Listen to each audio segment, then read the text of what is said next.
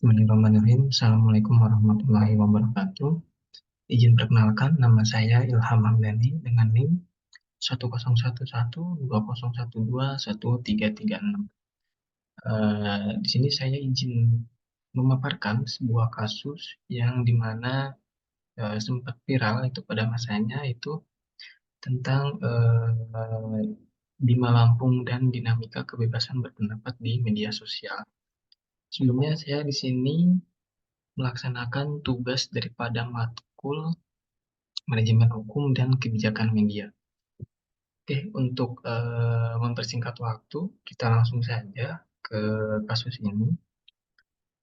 Pada tahun 2023 itu pernah viral di media sosial tentang Bima yang mengkritik pemerintah Lampung di konten TikTok. Salah satunya adalah infrastruktur di Lampung, yaitu jalan-jalan yang rusak dan tidak memadai untuk dilewati.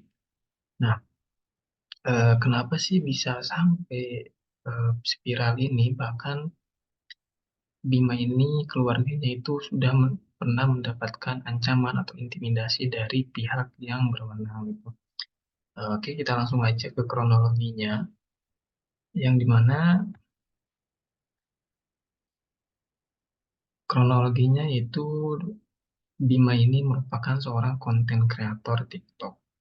Nah, Bima Yudo ini memang kerap kali mengkritik pemerintah Lampung melalui media sosial. Salah satunya adalah TikTok yang bernama Obimax gitu ya. Nah, di dalam satu video ini ada yang viral yang dimana konten tersebut ini berjudul alasan mengapa Lampung tidak maju-maju. Nah, Bima ini menjelaskan kenapa Lampung ini tidak akan menjadi provinsi yang maju. Contohnya adalah seperti infrastruktur yang terbatas, sistem pendidikan yang lemah, tata kelola kota yang lemah, dan adanya ketergantungan pada sektor pertanian. Nah, yang membuat konten ini semakin viral adalah Bima ini menyinggung Lampung sebagai provinsi yang kurang pantas atau bukan pada ranahnya untuk dilakukan gitu. Makanya dari kata-kata itu membuat para eh, pihak berwenang ini merasa bahwa konten yang Bima lakukan ini melakukan pencemaran nama baik. Nah, kemudian setelah konten kasus ini viral, maka ada pelaporan gitu. Pelaporannya ini dilakukan oleh seorang salah satu advokat Lampung sekaligus sebagai pekerja di Gubernur Lampung yang bernama Ginda Ansori Waika. Nah, beliau menyebutkan bahwa opini yang Bima lakukan di konten tersebut itu tidak berdasar dan tidak sesuai dengan hal yang sebenarnya gitu. Maka eh, di apa Ginda Ansori ini melakukan pelaporan kepada polisi dan kemudian polisi menerima laporan tersebut hingga ditindaklanjuti. Kemudian setelah pelaporan ini ditindaklanjuti, si keluarga Bima ini mendapatkan sebuah intimidasi dari pihak kepolisian gitu ya, adanya ancaman gitu.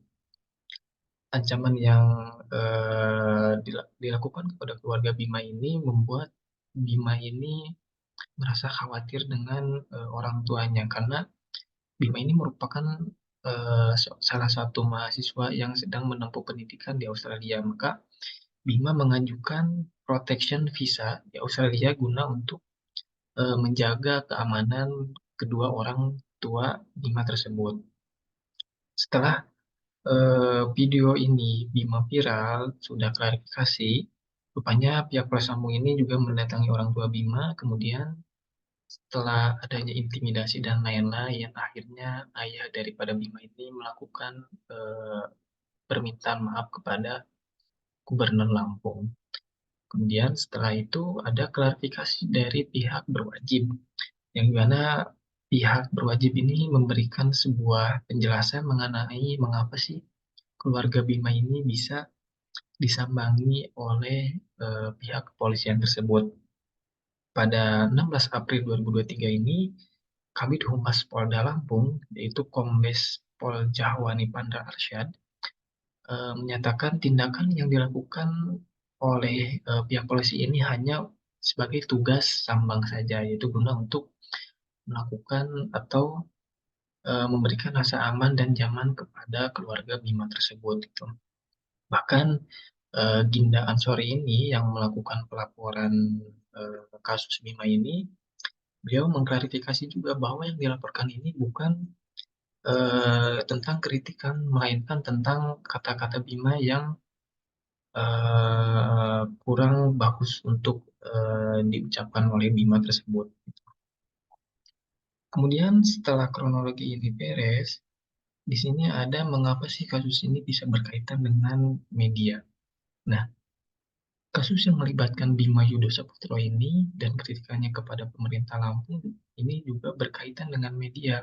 Karena Bima ini memanfaatkan media sosial untuk mengungkapkan pendapatnya atau kritikannya terhadap kebijakan atau kinerja pemerintah setempat sehingga konten-konten yang diunggah oleh Bima ini dapat dengan cepat menarik perhatian publik dan menjadi viral di media sosial itu.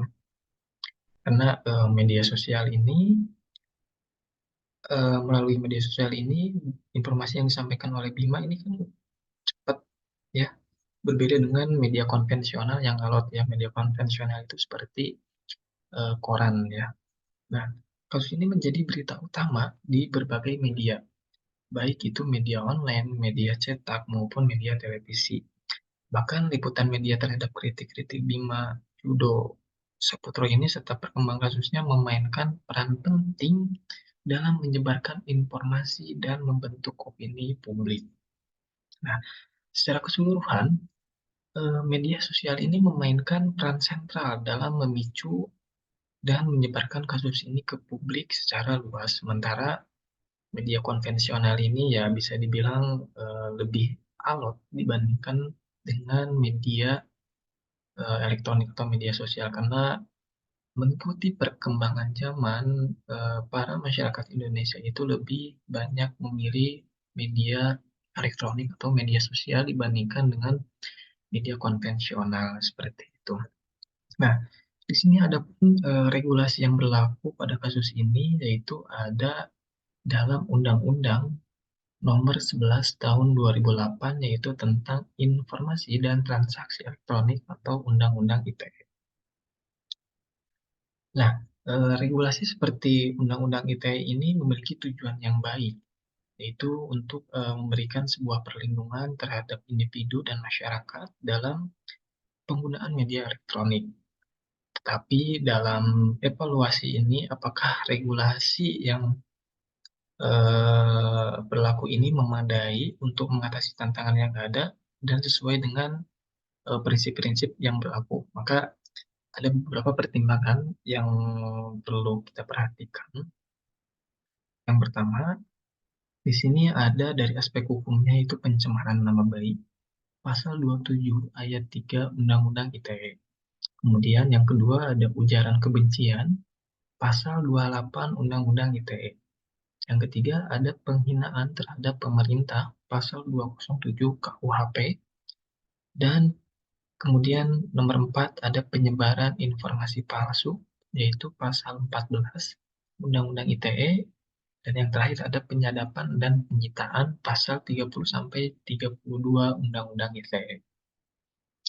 Nah, aspek hukum yang terkandung di dalam Undang-Undang ITE ini bertujuan untuk seperti yang sudah tadi dikatakan untuk memberikan sebuah perlindungan terhadap individu, masyarakat, dan kepentingan negara dalam penggunaan media elektronik. Tetapi implementasi dari regulasi ini seringkali menuai sebuah kontroversi dan kritikan karena bisa saja disalahgunakan untuk eh, membatasi kebebasan berpendapat dan berekspresi. Maka ada baiknya pemerintah ini untuk melakukan revisi dan pembaruan terhadap Undang-Undang ITE ini gunanya untuk memastikan bahwa regulasi yang direvisi nanti itu akan tetap relevan dan sesuai dengan prinsip-prinsip demokrasi dan hak asasi manusia. Nah, kemudian dengan mempertimbangkan pertimbangan yang di atas tadi, ada argumen bahwa Undang-Undang ITE ini tidak sepenuhnya memadai untuk mengatasi tantangan yang ada dan belum sepenuhnya juga sesuai dengan prinsip-prinsip hukum yang berlaku. Kak, di sini ada regulasinya, yaitu yang pertama ada perlindungan hak asasi manusia, ada ketegasan dan klaritas hukum, ada proporsionalitas dan keadilan, ada perlindungan terhadap kebebasan pers, dan yang terakhir ada pembaruan dan reformasi. Kemudian dampak dari regulasi penggunaan media itu yang pertama ada pembatasan kebebasan berekspresi. Nah, regulasi seperti Undang-Undang ITE ini seringkali digunakan untuk membatasi kebebasan berekspresi atau berpendapat di media sosial. Pasal-pasal dalam Undang-Undang ITE ini yang berkaitan dengan pencemaran nama baik, ujaran kebencian, atau penghinaan terhadap pemerintah bisa saja digunakan sebagai alat untuk membatasi kritik. Nah, sebelumnya sudah disinggung ya bahwa eh, regulasi yang saat ini berlaku ini ada sesuatu yang membuat para halayak ramai itu merasa bukan merasa kayak susah untuk berekspresi atau kebebasan berpendapat gitu. Kemudian yang kedua ada dari ketidakpastian hukum. Beberapa pasal dalam Undang-Undang ITE ini dianggap ambigu dan dapat ditafsirkan secara luas. Itu menyebabkan ketidakpastian hukum bagi pengguna media sosial. Hal ini bisa menghambat kegiatan bermedia dan menciptakan atmosfer ketidakamanan di antara para pengguna media sosial. Kemudian, yang ketiga ada perlawanan dan penolakan. Nah, dampak dari regulasi ini adalah terhadap penggunaan media juga dapat atau bisa memicu perlawanan dan penolakan dari berbagai pihak, termasuk para aktivis hak asasi manusia, jurnalis, dan penggunaan media sosial itu sendiri. Mereka mungkin melakukan protes atau kampanye atau advokasi untuk reformasi atau pembatalan regulasi yang dianggap merugikan bagi mereka untuk bisa melakukan kebebasan berpendapat atau berekspresi secara uh, bebas gitu. Nah, di sini ada dari beberapa evaluasi efektivitas regulasi jika dilihat dari perspektif kebijakan publik. Itu yang pertama ada perlindungan terhadap hak asasi manusia, ada ketegasan dan klaritas hukum, ada keadilan dan keseimbangan, dan ada dampak sosial dan ekonomi. Berdasarkan pertimbangan di atas ini, efektivitas regulasi seperti Undang-Undang ITE ini bisa dievaluasi dari sejumlah sudut pandang, termasuk kepatuhan terhadap standar hak asasi manusia, kejelasan hukum, keadilan, dampak sosial dan ekonomi, serta partisipasi pemangku kepentingan. Evaluasi yang cermat dan holistik bisa membantu mengidentifikasi kelemahan dalam regulasi yang ada dan juga bisa merumuskan rekomendasi untuk perbaikan atau reformasi yang diperlukan. Seperti itu. Jadi kesimpulan daripada kasus Bima ini, yaitu kritik yang dilontarkan oleh Bima terhadap pemerintah Lampung ini mencerminkan betapa pentingnya kebebasan berpendapat dalam sebuah demokrasi serta menyoroti kebutuhan yang transparansi, akuntabilitas, dan responsivitas dari pemerintah terhadap aspirasi masyarakat. Kasus ini menekankan perlunya kolaborasi dan dialog yang lebih baik antara pemerintah dan masyarakat guna untuk meningkatkan pembangunan wilayah serta memperbaiki layanan publik dengan baik. Pak, lebih dari itu, kritik ini menggarisbawahi peran media dalam mengawasi pemerintah dan menjaga keterbukaan informasi sebagai fondasi utama dalam menjaga kepercayaan publik. Baik, mungkin itu materi kasus yang bisa saya sampaikan. Mohon maaf bila ada informasi yang kurang ataupun ada kata tutur kata yang kurang baik. Saya ucapkan terima kasih. Assalamualaikum warahmatullahi wabarakatuh.